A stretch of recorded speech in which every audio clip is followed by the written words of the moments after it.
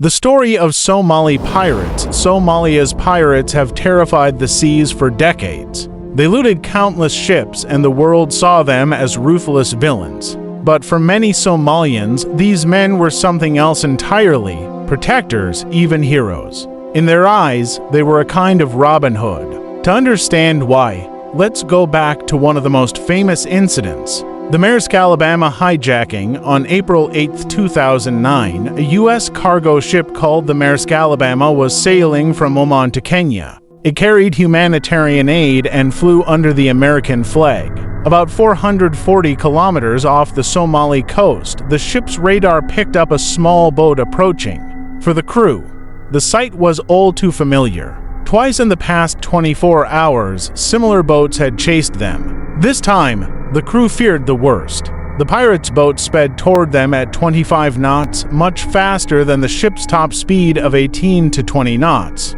Captain Phillips sounded the alarm. Crew members rushed to the ship's safe room, while hoses blasted seawater over the sides to keep attackers from climbing up. But the pirates were determined. Within minutes, a rope ladder latched onto the hull.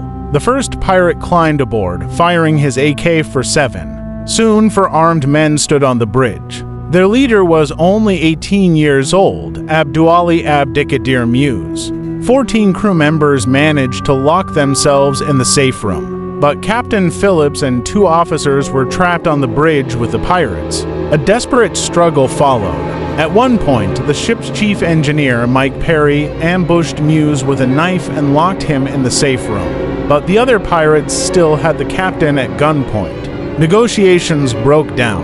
Eventually, the pirates took Captain Phillips hostage on a lifeboat. The tense standoff would later inspire the 2013 Hollywood film Captain Phillips. This hijacking shocked the world. For years, Somali pirates had attacked ships, but rarely had Western media paid much attention. This time was different. An American captain kidnapped in international waters. The incident raised urgent questions. Who were these pirates? Why did piracy flourish in Somalia? And how did the world finally stop them? Somalia's collapse. To answer this, we need to look at Somalia's history. Somalia lies in the Horn of Africa, bordered by the Indian Ocean to the east and the Gulf of Aden to the north. Its location is strategic. Nearly 20% of the world's trade passes through these waters, linking Asia, Africa, and the Middle East. Historically, Somalia was divided.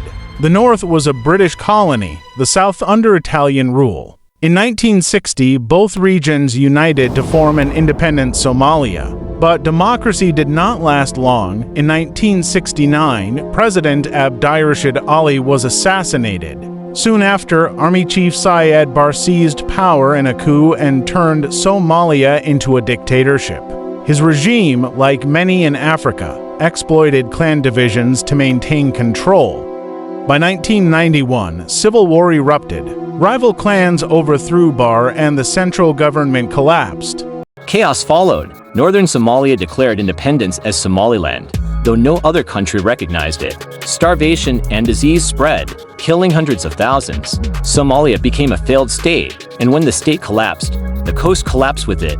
The plunder of Somalia's Sea Somalia has one of the richest marine ecosystems in the world. Its waters are filled with tuna, sardines, shrimp, and coral reefs, but with no coast guard to protect them after 1991, Somalia's seas became a free-for-all. Foreign fishing fleets from Europe, Asia, and the Middle East swooped in. According to a United Nations report, around $300 million worth of seafood was stolen every year. Industrial trawlers dragged heavy steel nets across the seabed, destroying coral reefs and wiping out fish populations. Somali fishermen couldn't compete.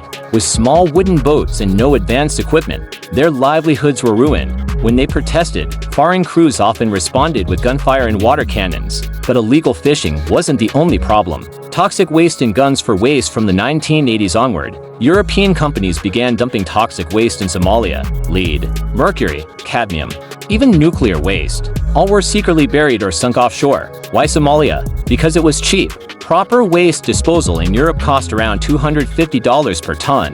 Dumping it in Somalia cost as little as $2.50 per ton. Local warlords struck deals with foreign companies in exchange for permission to dump waste. they received weapons. This arrangement became known as guns for waste. Not only did it poison Somalia's coasts, it also fueled the civil war. In 2004, when a tsunami struck the Indian Ocean, waste containers burst open and washed ashore. Hundreds fell ill with cancers, rashes, respiratory infections, and bleeding gums. Dozens died. For ordinary Somalis, it was unbearable. Civil war, hunger, toxic waste, and now no fish to eat. The birth of piracy at first. Somali fishermen tried to fight back. They called themselves coast guards. They attacked illegal fishing vessels, not for ransom, but to protect their waters. But soon they realized there was money to be made. With the help of clan militias, fishermen began hijacking foreign vessels and demanding ransom for the crew's release. What started as self-defense turned into organized crime. By the late 1990s, piracy had become an industry.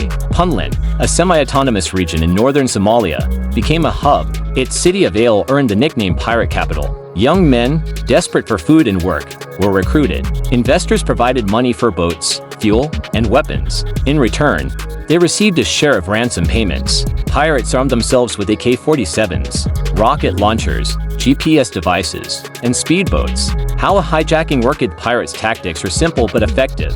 They approached a ship in speedboats, waving guns. If the ship didn't stop, they fired warning shots. Then came the rope ladder, a hook thrown onto the deck, followed by a quick climb. Within minutes, the pirates could seize control. Most crews, unarmed and unprepared, did not resist. The hardest part was getting on board. Only 20 to 30% of attempts succeeded. But when they did, the rewards were huge. The ship was taken to a Somali port, hostages were guarded, and ransom negotiations began. Money was often dropped onto ships by helicopter and waterproof containers. Payments were distributed carefully. Half went to the pirates who carried out the attack, a third went to investors. The rest was divided among guards, translators, and even local charities. Some pirates donated money to their communities, earning a reputation as Robin Hood figures. They called themselves Badadinta Bada, saviors of the sea. The business of piracy. By the mid-2000s, piracy was Somalia's most profitable industry. Investors put up tens of thousands of dollars to finance operations. Pirates could earn $30,000, $75,000 per hijacking, with bonuses for the first man to board.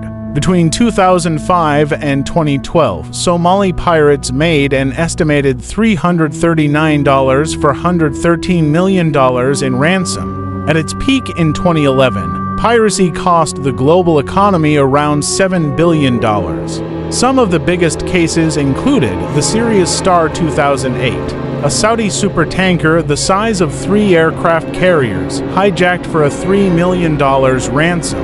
The Smyrni 2012, a Greek tanker held for 10 months, released only after a $9.5 million payment. The decline of piracy. So how did it end? From 2011 onward, the international community launched a massive response.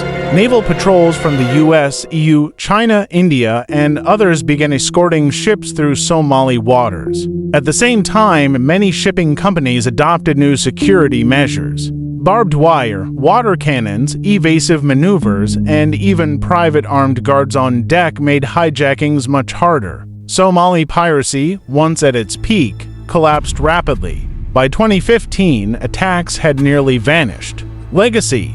For the outside world, Somali pirates remain symbols of lawlessness and terror. For many Somalis, though, their story is more complicated.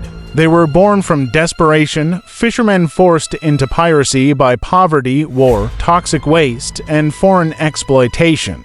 They were both criminals and victims. Villains on the seas, but sometimes heroes at home. And so, the tale of Somalia's pirates is not just about hijackings and ransoms. It's about what happens when a state collapses, when the world looks away, and when ordinary people are pushed to extremes simply to survive.